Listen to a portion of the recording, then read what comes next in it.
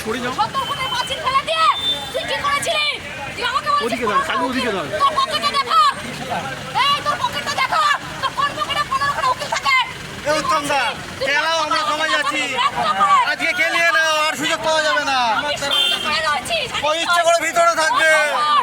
10টা বছর অরুণ তুই আমার বুকে সিগারেট থেকে আমার গায়ে এসেছিলি, এসে বলেছিলি নোংরা মেয়ে, তুই কিসের অ্যাডভোকেট, তোরা আমি ন্যাংটা করে নাচাবো, চল আজকে তোরা আমি নাচাবো। তোর কোন আছে, কোন উকিল দ্বারা আমি তাদেরও দেখবো, তাদেরও আমি দেখবো। আমি সহ্য করে 10টা বছর হয়েছে ওর জন্য।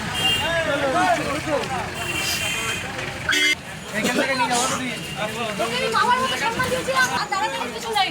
ও আমি ক্যামেরায় আসতে চাই না, ক্যামেরায় আসতে চাই না।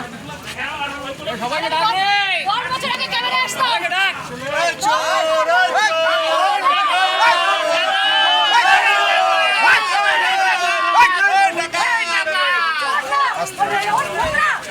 আস্তে আস্তে নোংরা একটা সময় বাংলাদেশের লোক সিগারেট কুকুর কাউকে করেছে।